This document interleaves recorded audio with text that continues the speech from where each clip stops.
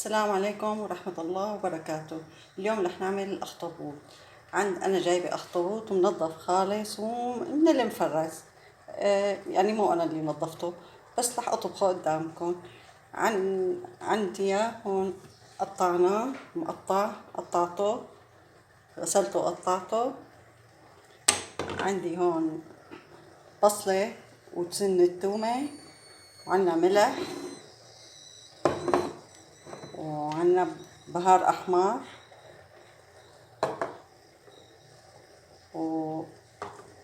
وفلفل أسود، وصلصة بندورة، وزيت زيتون. وهلأ رح نبلش نطبخه إن شاء الله. هلأ بسم الله الرحمن الرحيم رح نبلش.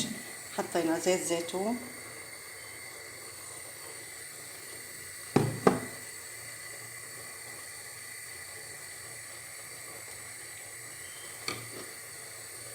هاي البصلة هي والثوم،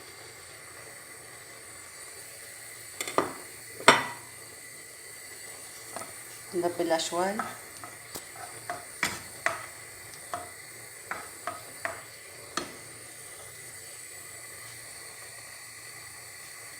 هاي البصلة تقريبا عم تتقلى عنا.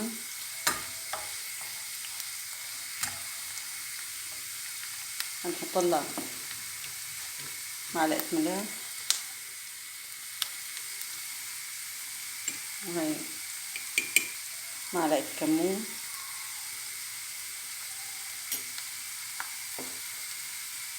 هاي رشة فلفل،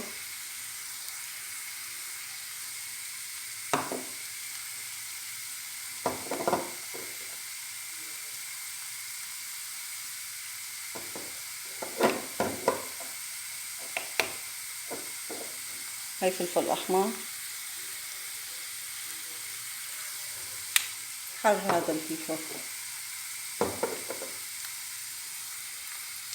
هاي 7 بهارات.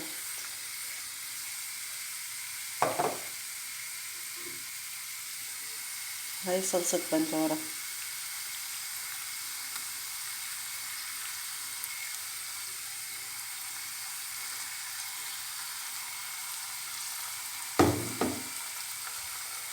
هلا نحطهم مع بعضهم.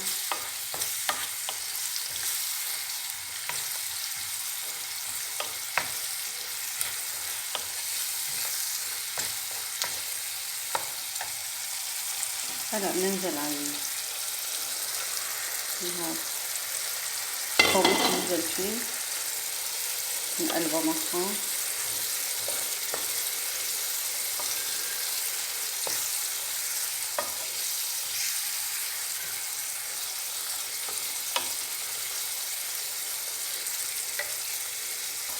هاي طبختنا هلا خلصت، ان شاء الله تعجبكم.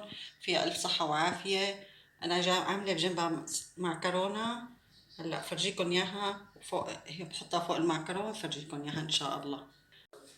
هاي حطينا فوق المعكرونة، وان شاء الله يعجبكم. في الف صحة وعافية، ودعمونا باللايك. والسلام عليكم ورحمة الله وبركاته.